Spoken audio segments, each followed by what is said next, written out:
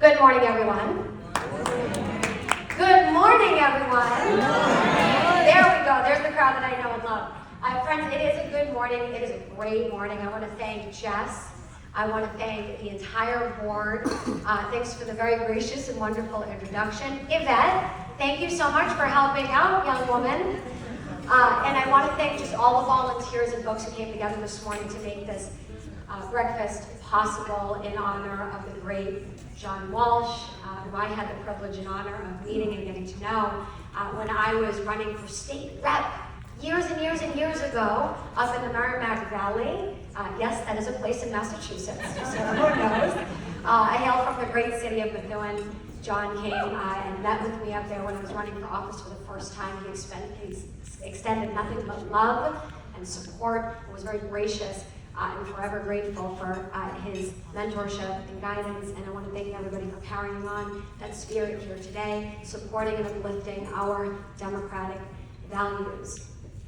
Friends, I have the honor and privilege today of being the person up here who gets to make some folks uncomfortable. Now, I see the smiles and the grins across the room.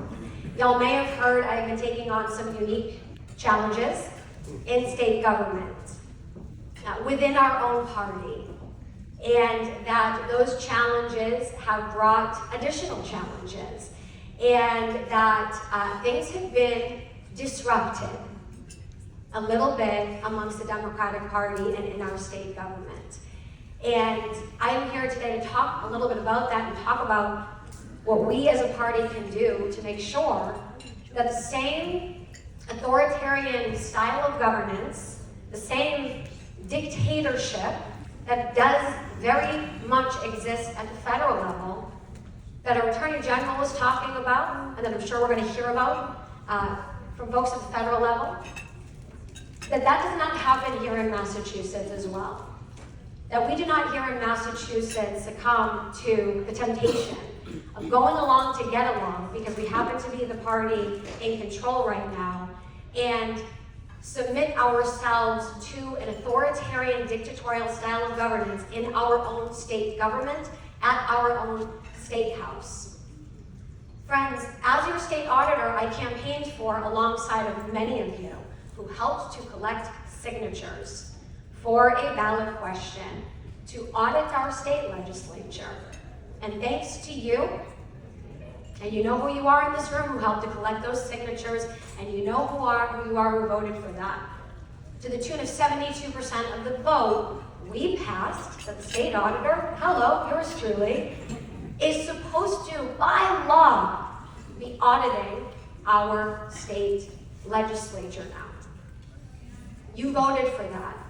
We as Democrats and the Democratic Party, we endorsed that initiative.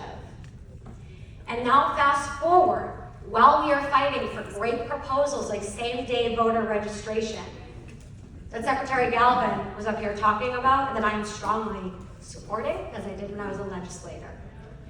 While we are fighting for increased access to the ballot box so that people from all areas and all backgrounds and all bank balances can vote and be heard at the ballot box, we are faced with simultaneously trying to figure out how to let these people know that when they go to vote, that their vote is actually going to be honored, and that there is a reason to go vote. And I don't need a show of hands here, but I guarantee that if I asked each and every one of you how many times when we were out at these signature drives and talking about supporting Democratic candidates and values, that you got faced with somebody who looked back at you and said, I don't vote. Why bother? My vote doesn't count. They don't listen anyways. Then I would see every hand in this room raised. So we're fighting for things like same-day voter registration. We're fighting for things like access to the polls, while simultaneously trying to convince people that it's worthwhile to go vote and that our elected officials here in Massachusetts are going to respect democracy and uphold democracy and engage in a democratic style of governance. Yet what we are all witnessing right now is authoritarianism. And it's not even being hidden. It is blatant, it is in front of all of our faces. And we are witnessing our top elected leaders here, namely our Speaker, who has a D next to his name, and our Senate President, who has a D next to her name, looking back at the voters of this Commonwealth and saying, thanks for campaigning for us as Democrats, but now we are going to deny the results of the election and undermine democracy. And no one is doing a thing about it on Beacon Hill. Because why? Because what is happening at the federal level is so abhorrent, the law that's being broken at the federal level, it's gotten so bad that we have become desensitized. Okay? We have become desensitized to these types of things happening in our own party, that when our party leaders blatantly break the law and undermine democracy and dictate to this state how we are going to behave and what laws they're going to follow and not follow, we can get into a place where we say, well, we need to focus on what's happening at the federal level. That's more important. And friends, I'm telling you here today that it is equally important.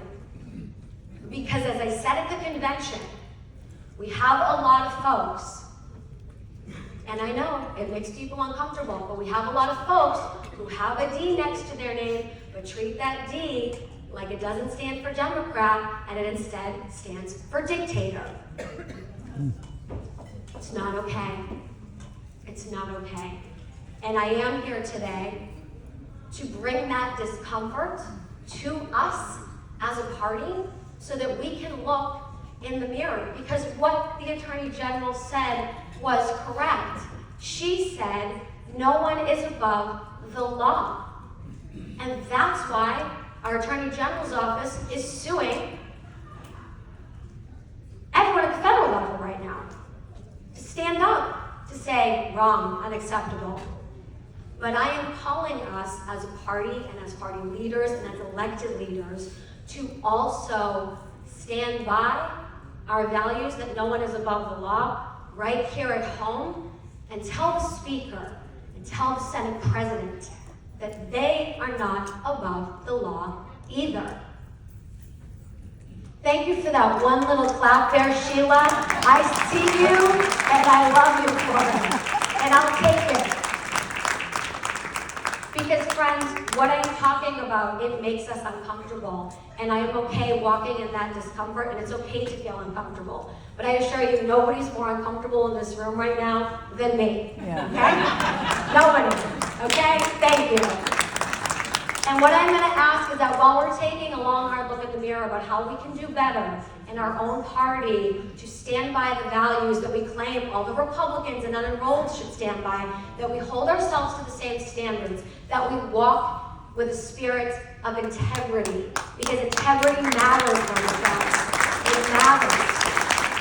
We cannot expect to keep winning elections, okay, and holding it down for the Democrats if we're going to go against the very things that we claim to support, but only when the Republicans do it and not when our party leaders are doing it. People can see through that. And that's why we see people unenrolling from the Democratic Party and saying, I'm done.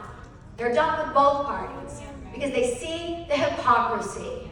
And we, if we're being honest with ourselves, even though we might be sitting next to someone who maybe it's not comfortable to say in front of, we're being honest with ourselves deep down, we know that it's hypocritical as well. And we know that we have a lot of work to do.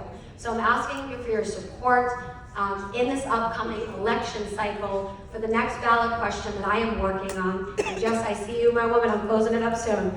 The ballot question that I am working on this time around, friends, would help us to get around these bogus arguments that it's unconstitutional to see financial receipts and to see how our money is being spent. Okay, those are bogus arguments. We're going to get around the BS argument that this should not happen, that the will of the people should be denied. And we're going to pass another ballot question with your support. And that ballot question is to subject the State House to the public records law.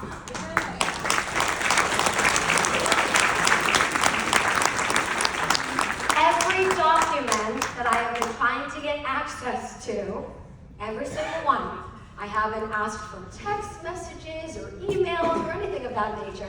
I have simply asked for financial receipts and state contracts. Every document that I have requested for my audit, to take away the argument that I shouldn't have access to it, I have decided that we're going to work just to make sure that all those documents are available directly to you. So that you can get access to those documents through a public records request, taking away the argument that the auditor's office shouldn't be able to see the receipts, even though 72% of you said that that's the case. Yeah. Friends, if we can pass this, it would help us to stop being ranked as the least transparent state government in the entire nation. Massachusetts can and must do better, but we have work to do. So friends, please help us pass this next ballot question to subject the State House to the same public records laws that all of your local elected officials that we just recognized here today get to follow, that my office gets to follow, and that every state entity should follow to make sure that we are being a transparent, accessible, and equitable state government leading the nation as we should on transparency and accountability. Thank you so much, everybody. Have a great day. Thank you.